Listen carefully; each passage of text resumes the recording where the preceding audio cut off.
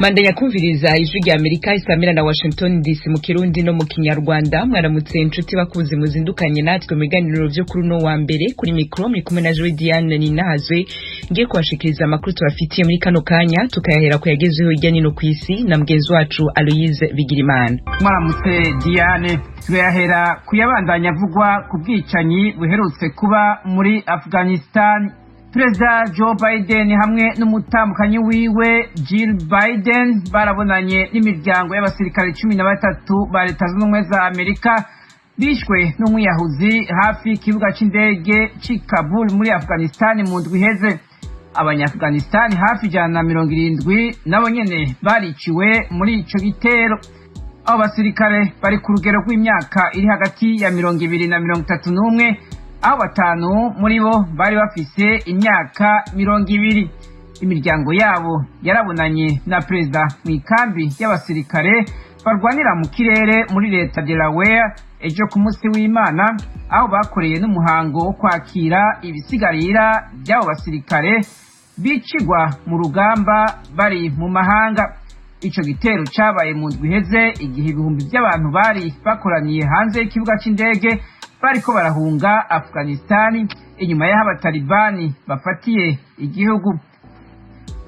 Tukivuga kuri Afghanistan, ubutegetsi bw'abatalibani bwaremereye ibihugu 100 ko buzobandanya bureka abanyamahanga hamwe n'abanya-Afghanistan bafise impapuro z'ingendo kuva mu gihugu umutekano, naho abasirikare ba Amerika bazoba bavuyeyo ejo ku munsi wa kabiri ku itariki ya nyuma. Ibyo bihugu byabivuze ejo ku munsi w'Imana. Umugwi w'ibihugu 100 byateye umukono kuri urwo rwandiko urimwo Leta Zunze za Amerika, Ubwongereza, Ubufaransa n'Ubudagi. Ibyo bihugu byavuze ko bizobandanya bitanga ibyangombwa by'impapuro ku banya-Afghanistan babafashije mu gihe bari muri ico gihugu. Ubushinwa ariko n'Uburusiya ntibiri mu basinye kuri urwo rwandiko. Washington, ijwi rya Amerika. Tuve mu makungu dusimbire muri Afrika. Perezida mushasha aheruka gutorwa muri Zambia Hakainde Hichilema ejo ku munsi w'Imana yaragenye abategetsi bashasha mu rwego rwa gisirikare, yongera asubiriza abakomiseri bose b'igipolisi mu gihugu. Ni nyuma yaho yemereye abanyagihugu guhagarika ubutegetsi bw'igikenye bwa leta ihitiye. Imihari iharanira agateka ka muntu yagirije Perezida Edgar Lungu yatsinzwe kuba yarahohoteye abatavuga rumwe n'ubutegetsi bwiwe, aho igipolisi cishe abashika 5 kuva mu 2016.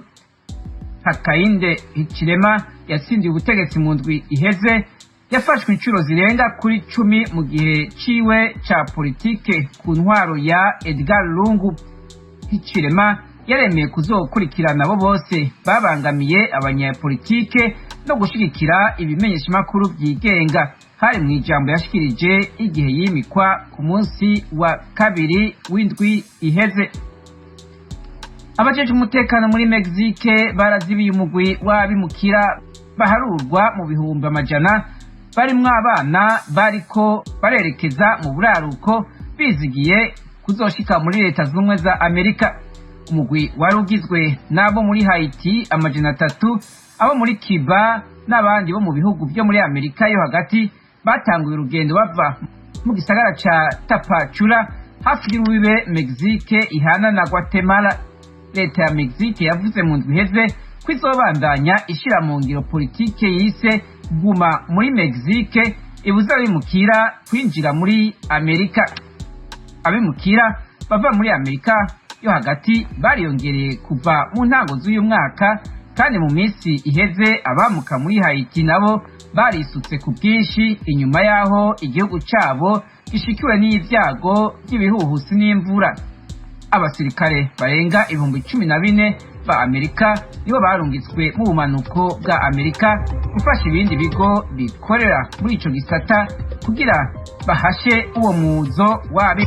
Aloise Bigirimana urakoze kuri ayo makuru yose waduteguriye ukawuhejeje kudushikiriza. Haya n'ayandi nibutse abakunzi b'Ijwi rya Amerika ko bashobora kongera kuyumva kuri wezi 3 akaburungu radio yacu VOA akaburungu.com. Nongereye ndabashimire ko mubandanya kumviriza Ijwi rya Amerika isamira na Washington DC mu Kirundi no mu Kinyarwanda. Mu Burundi muriko mutwumva ku mirongo migufi ya shortwave kuri metero 25, 31 na 41. Mu Rwanda turi kuri FM 104 n'ibice bitatu y'Ijwi rya Amerika. Ikaze mu gice ca kabiri cano makuru. Ingingo nkuru ziyagize. Umuryango wa Afrika y'ubuseruko EAC ugiye gushiraho urupapuro rw'inzira gwerekana ko umuntu yakingiwe ikiza c'umugera utera virusi ya corona kugira ngo ashobore gutembera mu bihugu bigize uwo muryango atankomazi. Tugasaba yuko urucanco n'umusi bwoboneka goba umuntu akagwiteza ari uko abishatse, iribe itegeko ribuza yuko iterambere ryo muri akarere katwe buseruko mu bijanye yuko abantu bagenderanira canke bashora ibintu hanze. Uyu ni Olivier Suguru hatwara ishirahamwe ry'amahinguriro mu Burundi. Iyo nkuru co kimwe ni y'abanyagihugu mu karere ka Rusizi turi mu burengerazuba bw'u Rwanda bagiriza ikigo kijeje gutanga umuyaga nkuba muri ico gihugu REG mu mfunyapfunyo kubononera ibiterwa. Turazigaruka ko hande hato mube hafi y'amaradiyo yanyu.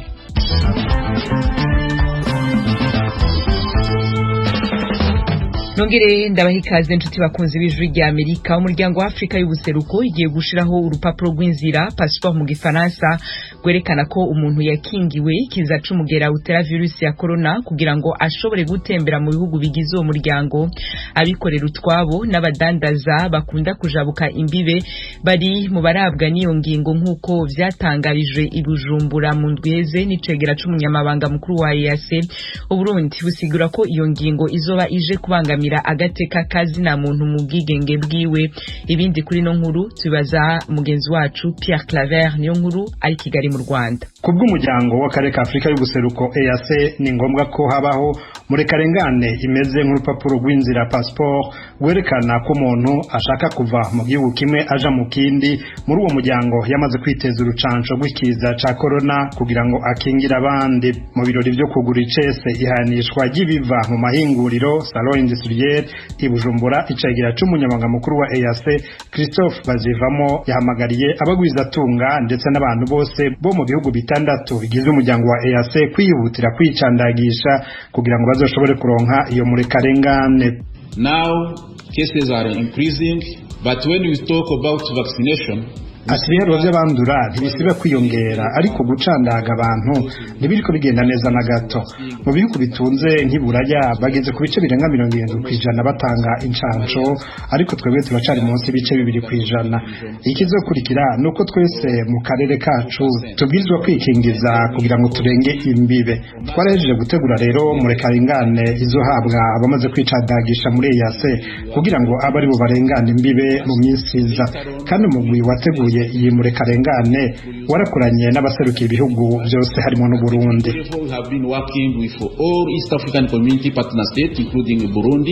Naho biruko umushikiranganje wa mbere w'u Burundi Alengiome Bunyoni yuguriye icese iryo hayanishwa abona ko iyo muri karengane ya COVID-19 izohava ibangamira uburenganzira bw'abanyafrika y'ubuseruko mu kwishira no kwizana.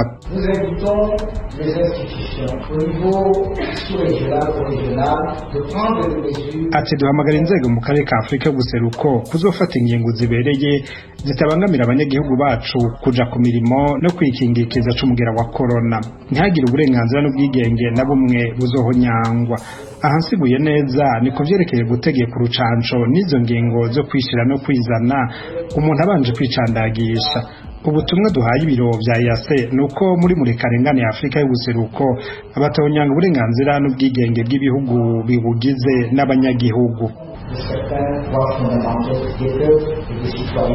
Olivier Suguru atwara ishame ry'amahinguriro mu Burundi ryatunganije iryo hayanishwa nawe nyene abibonamwo amahinyu kuri ubwo buryo bushasha bwo kwikingirikiza c'umugera wa corona mu karere ka Afrika y'ubuseruko. Ibindi navyo byerekeye by'urucanco twavyumvise, mugabo tugasaba yuko urucanco n'umusi bwoboneka goba umuntu akagwiteza ari uko abishatse mu burenganzira bw'umuntu umwe wese uko avyifuza rukaboneka mugabo ntiribe itegeko ribuza yuko iterambere ryo muri akarere katwe buseruko mu bijanye yuko abantu bagenderanira canke bashora ibintu hanze kuko udafite urucanco atojayo. Uburundi nico gihugu conyene kitaratangura gukingira abanyagihugu mugera wa COVID-19 muri EAC, naho ibanki y'isi yose yemeye guha Uburundi inshanco za corona. Umushikiranganje w'intoro y'agati mu gihugu n'umutekano ari nawe atwara umugwi w'igihugu wo kugwanya ico kiza yarakuri inkoni ku gishitsi abanyagihugu ko leta itazokwigera ibahimiriza kuja kwikingiza.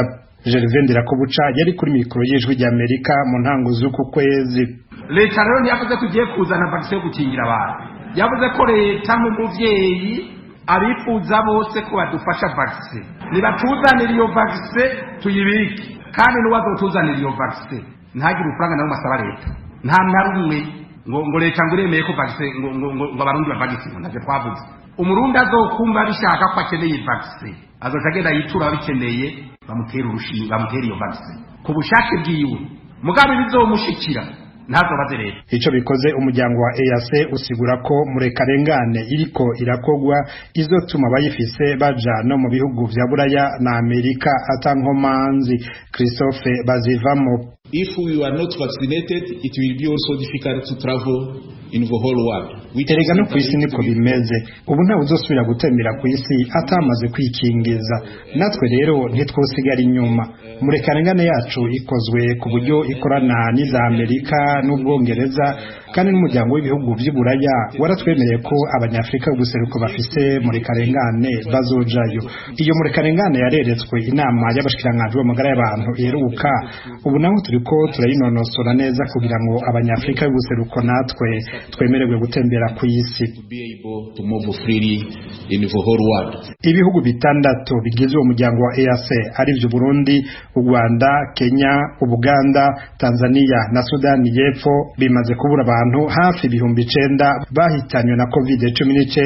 Abarenga 547 nabo barafashwe n'ico kiza nk'uko vyerekanwa na OMS, ishamwe mpuzamakungu ry'itamagara y'abantu. Pierre Claver Niyonkuru, Kigali, ku bw'ijwi ry'Amerika. Pierre Claver Niyonkuru rakenuye. Tukiri mu Burundi, leta ivuga ko hariko harigwa umugambi wo kugabanya intara n'amakomune bigize ico gihugu. Bamwe mu bahinga mu vyerekeye ubutunzi bavuga ko ari umugambi mwiza uzotuma leta igabanya amafaranga yahora iriha babura amatari n'abamustanteri, hamwe n'ubundi buryo bwatangwa mu vyo bakenera. Idonido numenyesha makuru wacu Eloge Wirikaneza akorera mu biro vy'ijwi ry'Amerika i Nairobi muri Kenya. Umushanganje w'intwara hagati mu gihugu umutekano n'iterambere rusangi niwe yashikirije kino cifuzo. Gervais Ndirakobuca asigura ko bitakiri ngombwa ko Burundi bugira intara n'amakomine bufite muri kino gihe ca none. Yemeza ko ataterambere ry'abanyagihugu rishoboka hakiri intara zirenga 10 n'amakomine arenga 100. Amenyesha ko bimaze kwibonekeza ko hari n'amakomine bigora kwegeranya amakori n'amatagisi bitewe n'uko atani isoko ya kirazira afise. Uko niko Ndirakobuca twari bushikanganje bujeje intwaro yo hagati yabisiguriye babura amatari n'abakuru b'igipolisi mu ntara z'u Burundi. Nagira namumenyeshe yuko mu bushikiranganje tugiye gushiraho byihuta mu maguru masha imbibe zose. Turiko dukora igikorwa gikomeye cyane aho turiko turaraba yuko mbe turi cyakeneye intara 10 zingahe, dukeneye amakomine 140 ingahe. Turiko turabikorera ko kugira ngo turabe amakomine igihugu cyacu cyoba gikeneye, intara igihugu cyacu cyoba gikeneye kugira ryaterambere rusangi kunde.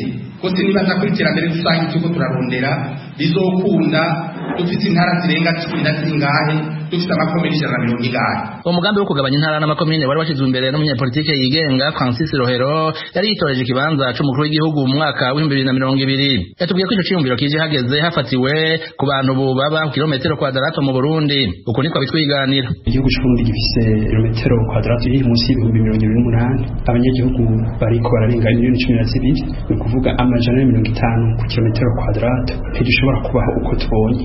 Twawushikirije uwo mugambi kugira ngo abantu bumve yuko bagira aho baba bakagira aho bimburira ibikorwa byinshi by'umwimbo bijanye n'uburimyi ubworozi amahinguriro n'ibindi bakagira n'ashobora kuja amashamba igihe rero agwiriye intara n'amakomine bigwiza ico bita uburemere bwa administration bigatuma abantu badashobora kwimbura uko babishaka twabisigura kugira ngo abantu bumve yuko bizana ubutunzi cyane mu gihugu bigatuma ico no kwita itunganya planification igenda neza hanyuma bikagura n'ico no kwita tourisme n'ibindi byinshi uwo mugambi rero je ndagushima kandi nawe ushize imbere ndanashimye ko abari mu burongozi uno munsi bashobora kuyibwira umushikiranganji Ndirakobu Buca yifuza ko n'abarongoye intara n'amakomine batwara imirava kandi yinjiriza igihugu vy'ukuri nimba ari buramatari afisa ahatwara haboneka nimba ari musanteri abari musanteri atwara haboneka kandi amakoni n'amatagisi ayatoza kuko turabona ko amakomine amwe usanga bigoye atagira n'isoko ariko Rohero yahiganywe mu matora y'umukuru w'igihugu mu mwaka uheze asanga hakwiye kugishwa inama abahinga kugira ngo ntiyapfa kokize ntumbero sizo tuzogaruka hahandi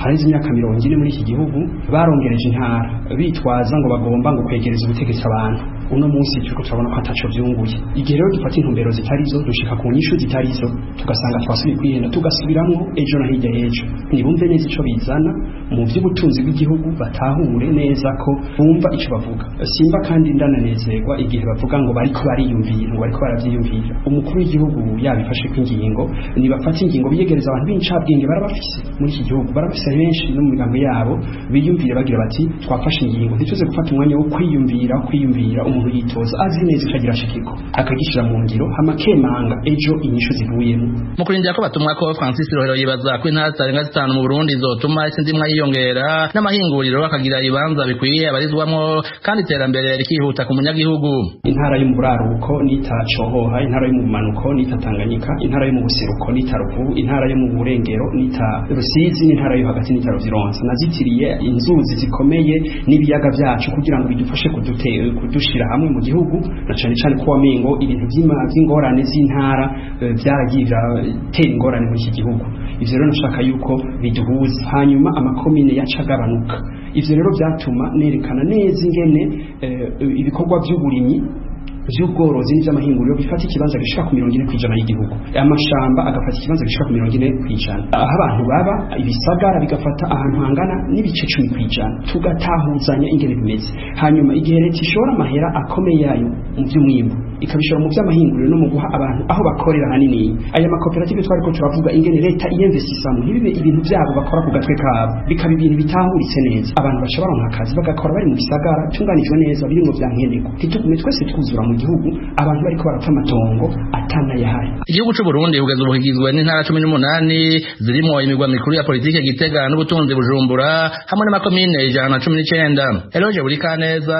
Ijwi rya Amerika Ijwi rya Amerika Washington DC mu Kirundi no mu Kinyarwanda amakuru yacu tuyabandanize mu Rwanda neza na neza mu karere ka Rusizi mu Burengerazuba ahavugwa abanyagihugu bagiriza ikigo ca leta kijeje gutanga umuyaga nkuba REG kubononera ibitegwa ntikibishure umunyamakuru wacu Temisocle Mutijima aratugezaho ibindi kuri no nkuru icyo gihe baraje bafata imyaka y'abaturage baratema bakenye ikawa zanje batena myembe batena indimu n'amavuka noneho ndategereza ni bamwe muri abo baturage biganjemo bo mu murenge wa Nyakabuye ho mu karere ka Rusizi mu burengerazuba bw'u Rwanda baragaruka ku kibazo cy'imitungo yabo yangijwe ubwo hakorwaga umuyoboro w'amashanyarazi unyura muri uwo murenge baratema bazambika hasi harimo ibiti by'intushi bigeze kuri 20 nabyo baratemye barambika hasi hari n'ikawa zigeze ku 10 nazo baratemye barambika hasi hamwe n'izindi 150 byose bashyize hasi imyaka yo baratubwiye ngo imyaka ngandura rugo ngiyo ngo ntabwo